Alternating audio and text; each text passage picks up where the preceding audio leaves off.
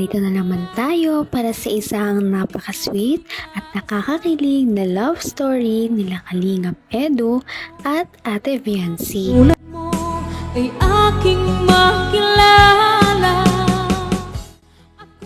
Para sa pagpapatuloy ng ating love story ay ito na nga ang pinaka-inaabangan ng lahat na birthday ni Ate Viancy.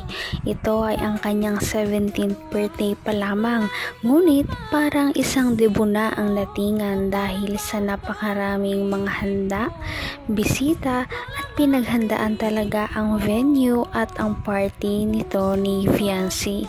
Kaya naman isa sa mga pinaka-inaabangan talaga na parte ng kanyang birthday ay ang pagbibigay ng message sa kanya ng kanyang mga bisita. Lalong-lalo na lahat sila ay napaiyak noong marinig nila ang speech ng mama ni Ate Viancy at ng kanyang papa. At ito na nga ang nangyari. Ang feelings ko, masaya po na talagang sobrang saya. Sa sobra ko pong saya, parang hindi ko po maintindihan yung nararanasan ko ngayon na feelings po. Maraming salamat po sa inyong lahat.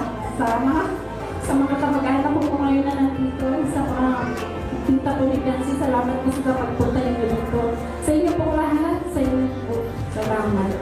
Nagpapasalamat po ako sa Panginoon at nabigyan po ng magandang anak ko. Tapos po nagpapasalamat pa ako at na po ng kalingap si Viancy po at natulungan po nila. Maraming salamat po sa lahat po sumusuporta sa kanya. Ang buong kalinga po kay Kuya Bal. Mahirap kita mahal. Hindi na naiwasan ng mama ni Ate Viancy na talagang umiyak sa harap ng kanyang anak at sa napakaraming mga bisita dahil nga sobrang hirap din talaga ng kanilang pinagdaanan noon. Isang kahig, isang tuka talaga ang kanilang pamumuhay. Kaya siguro ay natatas siya dahil ang mga ganitong bagay ay hindi talaga naranasan ng kanyang anak. Ang mga party, paghahanda sa mga birthday dahil walang-wala talaga sila noon.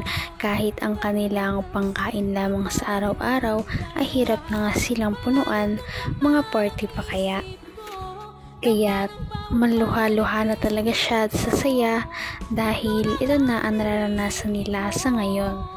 Kay Jack at sa mga T-Boys po, kay Buklam, kay Ido po. Maraming salamat po sa pagsuporta sa kay Viancy. Saka sa lahat pong mag-sponsor, hindi ko po kayo isa-isa na. Marami po kayo. Maraming salamat po. At ang wish ko po sa kanya, sana makapagtapos muna siya ng pag-aaral na matupad yung mga pangarap niya. At kung talagang tapos na siya na matupad na yung pangarap niya, kung ano man ang gusto niya sa sarili niya, magagawa niya na. Sana huwag kang magbago. Kung anong tayo noon, ganun ka pa din hanggang ngayon. Huwag mong kakalimutan yan. Salamat. Thank you very much. Hindi ko naman akalain na hindi ko rin inaasahan. At mas lalong ang mahirap ang kanilang buhay noon dahil sa hindi inaasahan na pagkakasakit ng papa ni Ate Viancy. Kaya naman hindi ito makapagtrabaho ng maayos kahit gustuhin man niya na kumayod sa kanyang pamilya ay hinahadlangan talaga ito ng kanyang sakit. Ngunit sa tulong ng Kalingap team at ng mga sponsors ni Ate Viancy, unti-unti nang naipagamot ang kanyang Papa, at dahil dito sobrang laki talagang tulong at utang na loob ni Fiancé at ng kanyang pamilya sa kanyang mga supporters, dahil kung hindi dahil sa kanila ay hindi makaka-recover ang papa ni Ate Fiancé sa kanyang sakit at makapagtrabaho na ulit.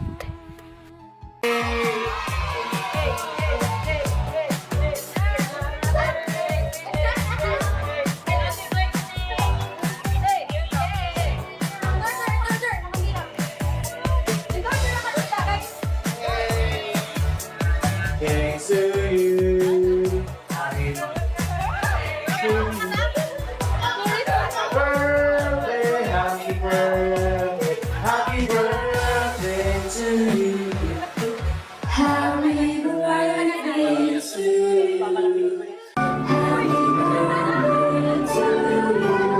Happy birthday, happy birthday to you. Thank you very much. Please stay for the group picture. Salamat po.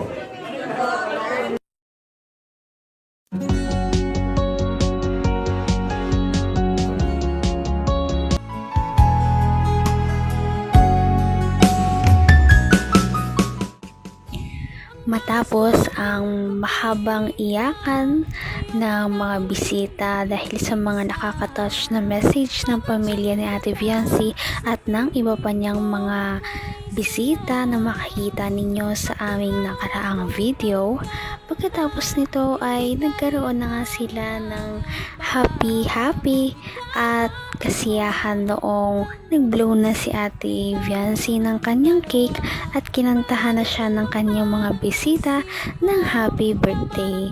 Kahit hindi pa niya ito debut, sobrang engrande talaga ng kanyang pagse-celebrate at napakalaki pa ng kanyang cake. Kaya naman sobrang pasasalamat ni Ate Fiancé, lalong-lalo na ng kanyang pamilya dahil nakakaranas na sila ng mga ganitong bagay ngayon. Edu.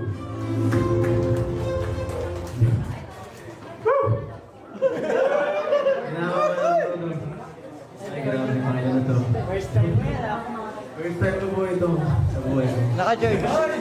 Hello.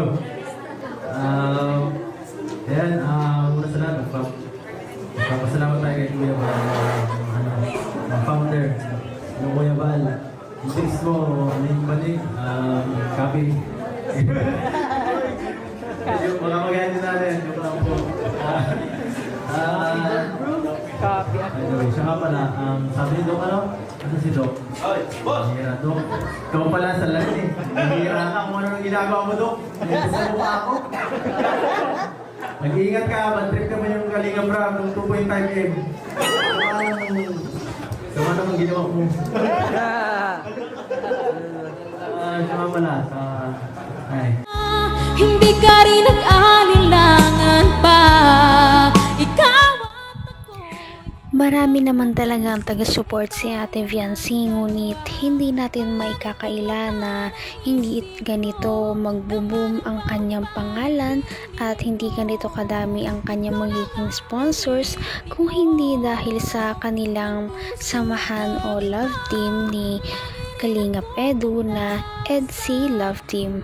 Kaya naman sa huli ay nag-message din sa kanya si Kalingap Edu, kaya naman ang lahat ng kanilang mga bisita at mga shippers nila ay talagang kinilig sa message sa kanya ng kanyang ka-love team. At nakakatuwa dahil parang hindi na nga lang ka-love team ang tingin nila sa isa't isa, parang more than na nga.